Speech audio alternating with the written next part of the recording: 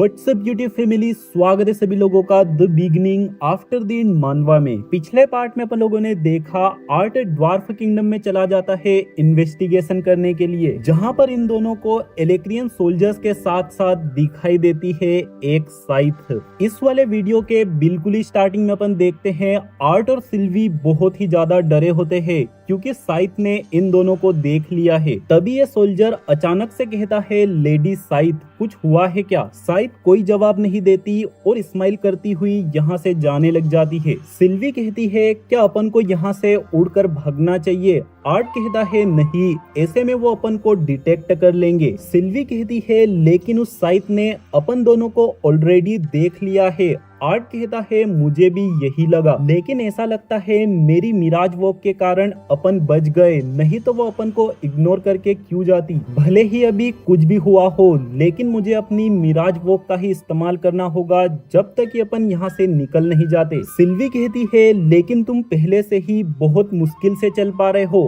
अपन दोनों को कितनी दूर तक चलकर जाना होगा ताकि अपन उड़ के जा सके। आर्ट कहता है, तब तक जब तक कि मेरा माना पूरी तरह से खत्म नहीं हो जाता। आर्ट के ऐसा कहते ही सीन शिफ्ट हो जाता है फ्लोटिंग कासल में, जहां पर अपन एली को देखते हैं। तभी अपन एली के पीछे देखते हैं भाई साहब ओडिर को, जो कि एली से कह रहा होता है, यंग लेडी, अगर तुम किसी सोल्जर का इंतजार कर रही हो तो तुम्हें टेलीपोर्टेशन रूम में चला जाना चाहिए, यहाँ भटकने से अच्छा। एली कहती है, कैप्टन मैं अपने भाई का इंतजार कर रही हूँ, इस बात का मैं ध्यान रखूंगी कि मैं किसी के भी रास्ते में नहीं आऊँ। ओडिर कहता है, तुम्हारे भाई का नाम क्या है? एली जवाब देती है, उसका नाम आर्थर लेवाइन है। और ऐसा सुन के भाई इस बंदे के एक्सप्रेशन देखो। ओडिर कहता है, मैं देख पा रहा हूँ तुम भी अपने भाई की तरह हो। एली कहती है, क्या आपकी ड्यूटी भी उसके साथ ही लगी थी? ओडिर कहता है, अगर वो तुम्हारा भाई है तो ऐसे में तो जरूर से तुम्हें अंदर वेट करना चाहिए, क्योंकि तुम्हारे यहाँ रहने से मेडिक्स को दिक्कत हो सकती है। ऐसा कहते हुए ओडिर यहाँ से जा रहा होता है, लेकिन तभी भाई साहब ओडिर के सामने बू आ जाता है। अचानक से ओडिर चौंक जाता है और ये देखकर एली हंसने लग जाती है। ओडिर कहता है, तो सिस्टर के पास भी एक है, और मैं ये देख पा रहा हूँ कि लेवाइन फैमिली को बेसिक रिस्पेक्ट देना भी नहीं आता। यह कहकर जैसे ही ओडिर यहाँ से जा रहा होता है, एली ओडिर की नकल करने लग जाती है और ये दोनों फिर हंसने लग जाते हैं। इसके बाद अपन अंदर का सीन देखते हैं। ये देखकर एली कहती है, इस बार यहाँ पर नॉर्मल से ज्यादा मेडिक्स इकट्ठा है, लेकिन चिंता करने जैसी कोई बात नहीं है, क्योंकि आर्थर जितना ज्यादा जिद्दी है उतना ही ताकतवर भी है। दोस्तों, जैसे ही एली इतना कहती है, अपन देखते हैं यहाँ पर आर्थर और सिल्वी की एंट्री हो जाती है और आर्थर की कंडीशन काफी ज्यादा खराब लग रही है। मेडिक्स फटाक से अपना काम करने लग जाते हैं और कहते हैं, ये तो नए लांस है, लेकिन ये बेहोश क्यों है? इतने में ही सिल्वी कहती है, इसके माना कोर की कंडीशन खराब हो चुकी है और लगभग 4 मिनट पहले ये बेहोश हुआ है। इसके पैरों ने भी काम करना बंद कर दिया है और इसकी राइट साइड की बॉडी पर काफी ज्यादा जलने के निशान है। यह सुनकर एली हैरान होकर कहती है, सिल्वी ये बात भी कर सकती है? सिल्वी जोर से कहती है, तुम्हें इसके माना कोर और ब्लड ट्रांसफ्यूजन पर काम करना होगा। एली चिल्लाकर कहती है, तुम लोगों ने सुना उसने क्या कहा, अब जल्दी करो। इसी के साथ अगले सीन में अपन देखते हैं, कुछ देर बाद आर्ट को होश आ जाता है और आर्ट अपने सामने देखता है, ये तीनों यहीं पर बैठे हैं। डॉक्टर बताता है कि ये लोग तब से तुम्हारा इंतजार कर रहे हैं कि तुम कब उठोगे। आर्ट कहता है, कितना टाइम हो चुका है? डॉक्टर जवाब देता है, तुम्हें यहाँ पर 2 दिन हो चुके हैं। ऐसा सुनते ही आर्ट चौंक कर झटके से उठ जाता है। डॉक्टर कहता है, संभालिए अपने आप को, हमने बड़ी ही मुश्किल से आपको संभाला है। मेरा नाम डॉक्टर मेंड्यूल है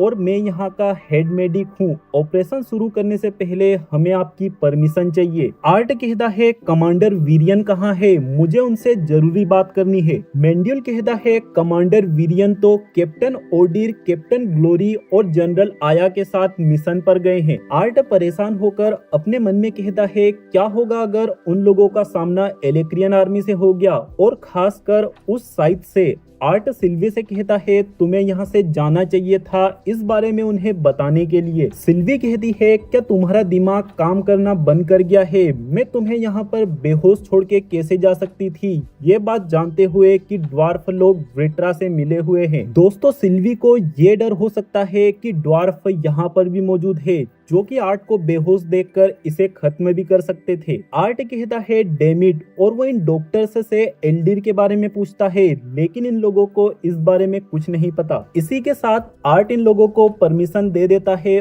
ऑपरेशन शुरू करने के लिए। मेंड्यूल कहता है ठीक है सर, लेकिन काम शुरू करने से पहले मैं आपको बताना चाहता हूँ मैं एक डेविएंट मेज हूँ जो कि अपने माना का इस्तेमाल करते हुए किसी की भी बॉडी की सारी लेयर्स को देख सकता है। इसके अंदर स्केलेटन, मसल्स और नर्वस सिस्टम सभी शामिल है। आपकी इंजरीज बहुत ही ज्यादा कॉम्प्लेक्स है। आपकी स्ट्रॉन्ग बॉडी और माना कोर के लेवल के कारण ही आप फिलहाल में होश में हो। मेरे लिए तो ये हैरानी की बात है कि आप फिलहाल में जिंदा हो। यह सब सुनकर आर्ट सिल्वी को थैंक्स कहता है क्योंकि अगर सिल्वी नहीं होती तो आर्ट की कंडीशन बहुत ही ज्यादा बेकार हो सकती थी। मेंड्यूल कहता है आपकी निचली बॉडी की इंजरीज हील हो चुकी है लेकिन पूरी तरह से नहीं। अगर आप दोबारा से नॉर्मली चलना चाहते हो तो ऐसा करने के लिए हमें आपकी बोन्स को तोड़ना होगा और सारे के सारे टिश्यूज के छोटे छोटे टुकड़े करने होंगे ताकि उन्हें सही डायरेक्शन में दोबारा से जोड़ा जा सके। ऐसा सुनकर आर्ट के चेहरे का कलर ही चेंज हो जाता है। मेंड्यूल आगे कहता है ये बहुत ही दर्दनाक प्रोसेस है जिसमें कि आपका फ्यूचर दांव पे लगा है। इसी कारण से इस प्रोसीजर को शुरू करने से पहले आपकी परमिशन लेना बहुत ज्यादा जरूरी था। मेंड्यूल की सारी बातें ध्यान से सुनने के बाद आर्ट कहता है आप आगे बढ़िए, लेकिन इस बात का ध्यान रखिएगा कि मेरी सिस्टर को इस प्रोसीजर की डिटेल्स ना पता चले। इतने में ही आर्ट देखता है कि बू को होश आ चुका है लेकिन आर्ट बू को इशारे से चुप रहने का कह देता है। मेंड्यूल कहता है जैसे ही कमांडर वीरियन को आपकी कंडीशन के बारे में पता चला उन्होंने तीनों रेसेस के सबसे बेस्ट मेजेस को इकट्ठा किया ताकि आपको सही तरीके से ट्रीट किया जा सके। इसी के साथ सेल्डिया नाम की ये बंदी आर्ट को बेहोश कर देती है और आर्ट का ऑपरेशन शुरू हो जाता है। दोस्तों इसी मोमेंट पर इस रूम के बाहर अपन लोग टेसिया को देखते हैं जो कि यहीं पर मौजूद थी, लेकिन जैसे ही आर्ट का ऑपरेशन शुरू होता है टेसिया यहाँ से चली जाती है और टेसिया के जाते ही सीन फिर से आर्ट की पास्ट लाइफ में चला जाता है जहाँ पर ये तीनों किसी सिटी में होते हैं। ग्रे कहता है इतनी सारी बुक्स और वो भी सिर्फ एक टर्म की। निको कहता है अपन को बिल्कुल भी नहीं सोचना चाहिए कि अपनी स्टडीज आसान जाने वाली है, लेकिन अपन जो कुछ भी पढ़ेंगे उसका फल जरूर से मिलेगा। इमेजिन करो अपने आप को कुछ सालों बाद तुम कहाँ होगे। ग्रे कहता है तुम तो होमवर्क को कुछ ज्यादा ही उम्मीद के साथ देख रहे हो। निको बहुत ही ज्यादा एक्साइटेड होके कहता है भला मैं उम्मीद क्यों ना रखूं। इमेजिन करो जब मैं मैथ को पूरी तरह से समझ जाऊंगा मैं यहाँ पर क्या क्या बना सकता हूँ। इतने में ही ग्रे निको को एक बुक फेंक के मारता है और कहता है अगर एकेडमी में भी तुम ऐसी ही हरकतें करोगे तो मैं तुम्हारे साथ नहीं बैठने वाला। निको कहता है हाँ जैसे कि तुम्हारे तो बहुत सारे दूसरे दोस्त हैं। इन्हें देखकर सिसिलिया कहती है मैं तो तुम दोनों में से किसी के साथ नहीं बैठने वाली। इसी के साथ अगले सीन में अपन देखते हैं ये तीनों ट्रेन में बैठे होते हैं। ग्रे कहता है निको अब कहाँ जाना है। सिसिलिया कहती है अभी तो अपनी यूनिफॉर्म भी चेंज करना बाकी है। निको कहता है और साथ ही साथ बैकपैक और कैलकुलेटर्स भी लेना है। ग्रे अपने मन में कहता है आर्केस्ट्रेट सिटी मुझे उतनी खास पसंद नहीं है लेकिन इस बार मुझे अच्छी लग रही है। अगले सीन में अपन देखते हैं ये तीनों एक स्टेशन पे होते हैं और स्कूल के लिए आगे की शॉपिंग करने जा रहे हैं। अचानक से ही यहाँ पर बारिश शुरू हो जाती है। ग्रे कहता है अपन लोगों को जल्दी करना होगा। ग्रे अपने मन में कहता है जब मैं यहाँ पर पिछली बार आया था ये तो काफी भीड़ भाड़ वाली जगह थी लेकिन इस बार ये काफी ज्यादा शांत है। निको कहता है सिसिलिया क्या तुम स्कूल के लिए एक्साइटेड हो। सिसिलिया कहती है मैं थोड़ी सी नर्वस और डरी हूँ लेकिन हाँ। ग्रे अपने आसपास की सिचुएशन को एनालाइज कर रहा होता है। ग्रे को यहाँ पर कुछ न कुछ गड़बड़ लग रही है। ग्रे अपने मन में कहता है जो उस दुकान के अंदर से मुझे बुक मिली थी उसके हिसाब से की मास्टर्स दूसरों की प्रेजेंस को फील कर सकते हैं। की के मामले में मैं अभी मास्टर तो नहीं नहीं हूँ, लेकिन फिलहाल में जिस इमोशन को मैं फील कर रहा हूँ वो है ब्लड लस्ट।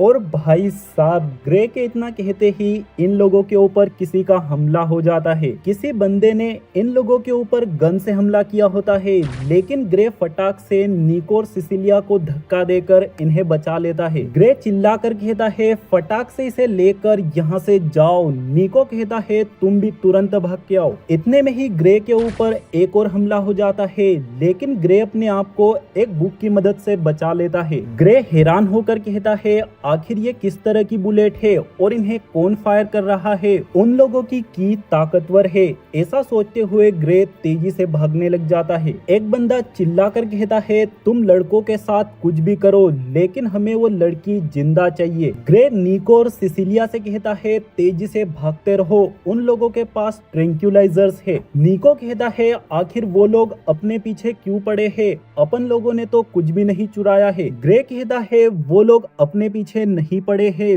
वो लोग सिसिलिया को पकड़ना चाहते हैं। ये तीनों साथ में तेजी से भागने लग जाते हैं। तभी अचानक से ही सिसिलिया जमीन पर गिर जाती है। उस ट्रैंक्विलाइजर की खरोच के कारण से सिसिलिया के ऊपर असर होने लग जाता है। सिसिलिया चिल्लाकर कहती है मुझे यहीं पर छोड़ दो और तुम दोनों भाग जाओ। निको कहता है हम तुम्हें छोड़ के नहीं जा सकते। सिसिलिया कहती है मेरी वजह से तुम दोनों की जान खतरे में है, और वैसे भी वो लोग मुझे मारने नहीं वाले है ना। ग्रे कहता है तुम सही हो और हमारे पास टाइम भी नहीं है। निको कहता है कम से कम इसे अपने पास रख लो। ग्रे कहता है अपने पास बिल्कुल टाइम नहीं है, इसी वक्त भागना होगा, नहीं तो अपन भी पकड़े जाएंगे। इतने में ही अपन देखते हैं ये गुंडे लोग यहाँ पर पहुँच चुके होते हैं। तभी सिसिलिया कहती है गाइस रुको, प्लीज मुझे छोड़ के मत जाओ। ये सब सुनते हुए ये गुंडा किसी को इन्फॉर्म करता है कि वो लड़की हमारी आंखों के सामने है। वो लड़के इसे छोड़कर भाग चुके हैं। लगता है उस ट्रैंक्विलाइजर के स्क्रैच से ही काम बन गया। तभी अपन देखते हैं जैसे ही एक बंदा सिसिलिया के पास जाता है, सिसिलिया निको के ग्लव की मदद से इस बंदे को झटका देकर बेहोश कर देती है। इसी मोमेंट पर फटाक से निको और ग्रे इस बचे हुए बंदे पर हमला कर देते हैं, लेकिन ये बंदा भी काफी तेज होता है, जिससे कि ये निको को लात मारकर पीछे फेंक देता है और ग्रे के पंच से भी बच जाता है। तभी ग्रे फटाक से इस बंदे को कोहनी मार देता है, लेकिन ये बंदा ग्रे का गला पकड़कर उसे जमीन से चिपका देता है। ये बंदा कहता है बच्चे तुम में पोटेंशियल है, लेकिन ये दुख की बात है, तुम्हें मरना होगा। ऐसा कहते हुए ये बंदा फुल ताकत से ग्रे का गला दबाने लग जाता है, लेकिन इतने में ही ग्रे अपने पास से ट्रैंक्विलाइजर निकालकर इस बंदे के हाथ पे मार देता है, जो कि ग्रे ने उस बुक में से निकाला था। इस कारण से ये बंदा बेहोश होने लग जाता है। ग्रे कहता है इससे पहले यहाँ पर कोई और आए, तुरंत यहाँ से भागना होगा। जैसे ही ये तीनों यहाँ से जाने लग जाते हैं, पीछे वाला बंदा कहता है तुम्हारे लिए सबसे बेस्ट ये होगा कि हमें जान से मार दो और जितना दूर हो सके उतना दूर भाग जाओ, क्योंकि तुम लोगों के पास वापस जाने के लिए कोई जगह नहीं है। इस बंदे के ऐसा कहते ही अगले सीन में अपन देखते हैं भाई साहब ऑर्फनेज को, जहाँ पर आग लगी पड़ी है। जैसे ही ये तीनों ऑर्फनेज में पहुँचते हैं, भाई साहब ग्रे देखता है बेचारी विलबेक मर चुकी है। ग्रे बहुत जोर से रोने और चिल्लाने लग जाता है, और इसी मोमेंट पर सीन दोबारा से प्रेजेंट लाइफ में शिफ्ट हो जाता है। जैसे ही आर्ट को होश आता है, आर्ट अपने सामने टेसिया को देखता है जो कि रो रही होती है। आर्ट कहता है अरे टेस क्या हुआ, तुम रो क्यों रही हो। टेसिया कहती है बेवकूफ, यही सवाल तो मैं तुमसे पूछना चाहती हूँ। और दोस्तों अपन देखते हैं आर्ट भी रो ही रहा होता है। वेल दोस्तों, जो आर्ट की पास्ट लाइफ है वहां पर भी प्रोग्रेस शुरू हो चुकी है। अभी तक अपन बिल्कुल बेसिक चीजें देख रहे थे, लेकिन अब विलबेक की मौत हो चुकी है। एक चीज तो अपन को पता चल चुकी है, जो ग्रे की स्टार्टिंग लाइफ है वहां पर सिसिलिया का बहुत ही बड़ा रोल है, क्योंकि जो लोग सिसिलिया को पकड़ने के लिए आए थे उन्हीं लोगों ने ऑर्फनेज को जलाया है, और बेचारी विलबेक को भी उन्हीं लोगों ने मारा है। सीन वापिस से प्रेजेंट लाइफ में शिफ्ट हो चुका है, जहाँ पर दोस्तों अपन देखेंगे आर्ट अब क्या करने वाला है और आर्ट की पास्ट लाइफ में क्या होता है। ये सब जानने के लिए वीडियोस के साथ बने रहना। और दोस्तों अपन लोग लेटेस्ट चैप्टर के बहुत ही ज्यादा करीब है। अगर तुम में से कोई भी बंदा दूसरी मानवा, मांगा या फिर एनिमे में इंटरेस्टेड हो तो कमेंट करके जरूर से बता देना, इसके बाद अपन उसे शुरू कर देंगे। ठीक है दोस्तों, मिलते हैं बहुत ही जल्द अगले वीडियो में। तब तक के लिए सारे भाई लोगों को बाय बाय, सायोनारा।